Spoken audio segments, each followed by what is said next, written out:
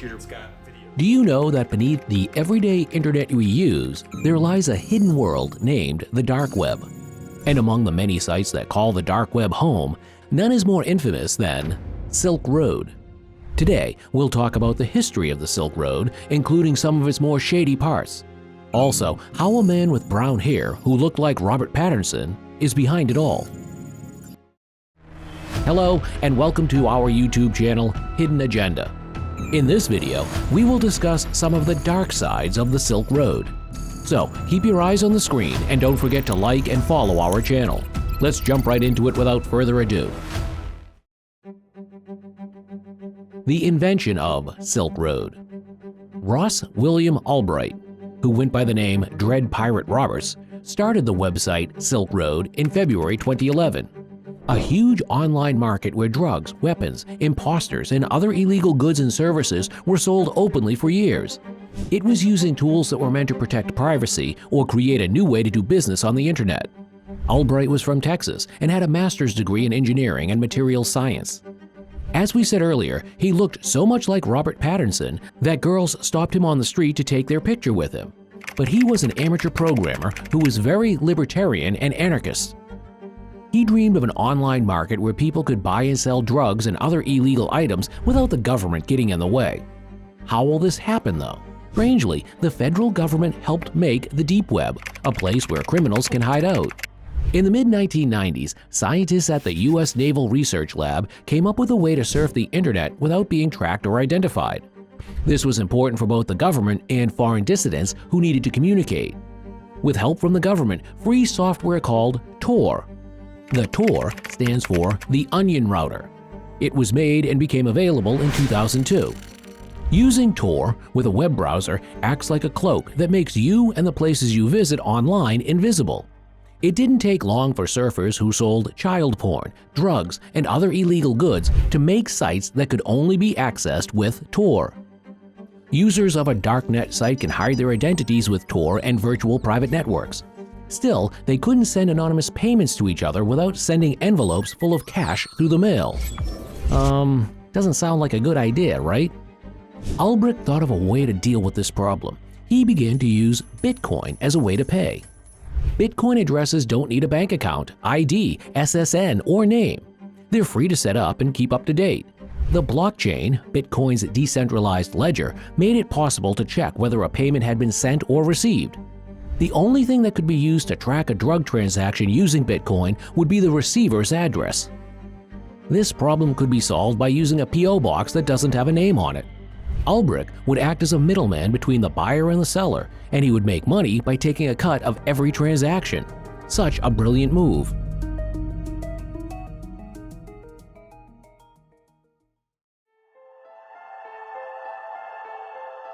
The Silk Road's rise. Silk Road got off to a slow start. The first things for sale were psychedelic mushrooms that Ross had grown himself. Ross, however, advertised his site on the well-known Bitcoin forum.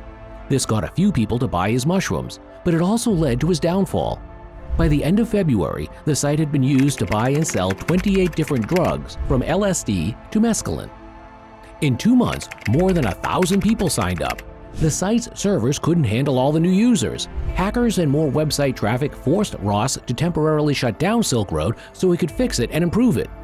On the other hand, the real rush of users happened after Gawker, an online gossip site, wrote a long story about Silk Road in June 2011. Within a few months, Ulbricht had made back the money he put into the website. He was able to create a marketplace for selling drugs where buyers and sellers could remain anonymous. Also, buyers could read reviews of sellers, similar to Amazon or eBay there. And thanks to Ulbricht, because during that time, the price of a single Bitcoin went from about $1 to over $30. This is partially attributable to the fact that Silk Road increased public awareness of Bitcoin. A study from an addiction journal found that almost 20% of drug users in the US had bought drugs on Silk Road.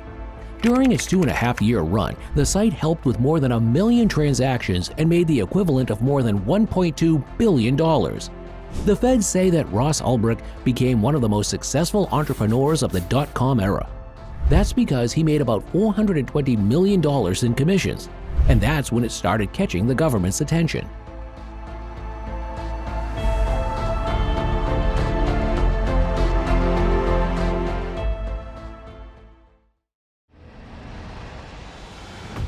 the name change game. As Ross got more attention from the media, the U.S. government also paid him more attention. Senator Chuck Schumer called the DEA and FBI to shut down Silk Road and bring its owners to justice at a press conference on June 5th. Soon, the government started to watch quietly what was happening at the site.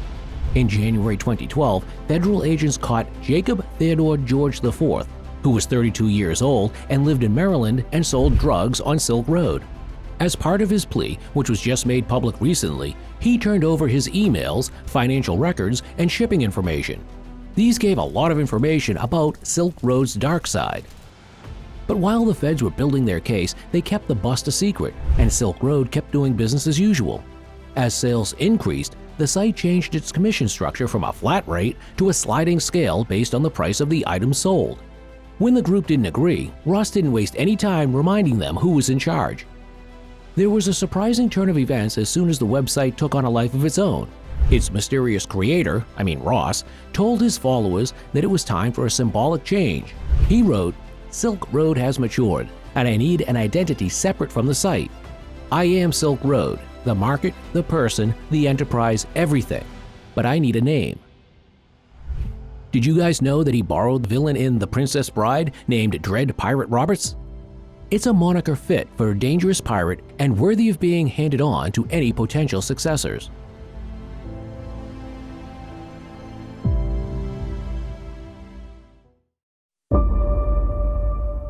The arrest. Ross took his laptop to the local branch of the San Francisco Library on October 1st, 2013.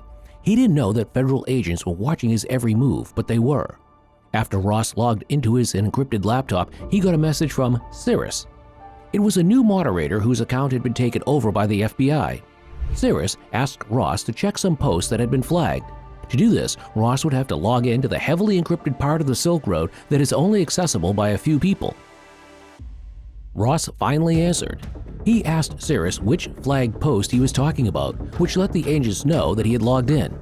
Two agents started fighting and arguing in the stacks behind Ross to keep him from shutting down his computer.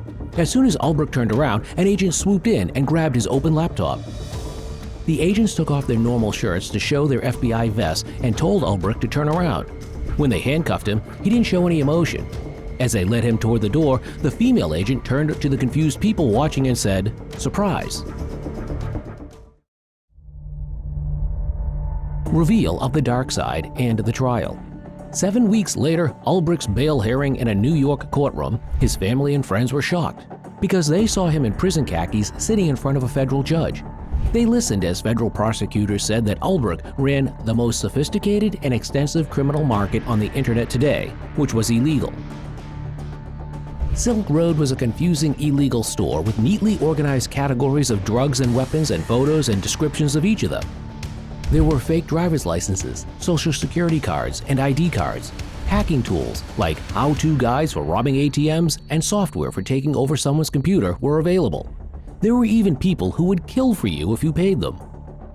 Assistant U.S. Attorney Saren Turner says Ulbricht paid hitmen $730,000 to kill 6 people who were against him. On the Silk Road website, he presented himself as a champion of freedom who was against using force against others. In reality, he was an extremely cruel criminal, said Turner. He ordered murders for hire while fixing server bugs and answering customer support tickets.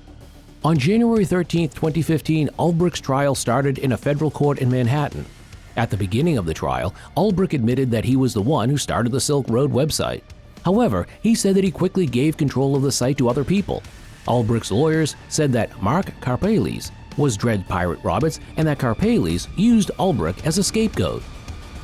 After his trial, the United States Courts of Appeals for the Second Circuit turned down Ulbricht's appeal. In a written opinion, United States Circuit Judge Gerald E. Lynch said that the conviction and life sentence were the correct punishment for Ulbricht. The Supreme Court said that it would not look into the case anymore. That's all for today. Please tell us what you think about this video in the comments. Also, give us a like, subscribe to our channel, and click the bell icon to get updates. Thank you. Next time we'll see you.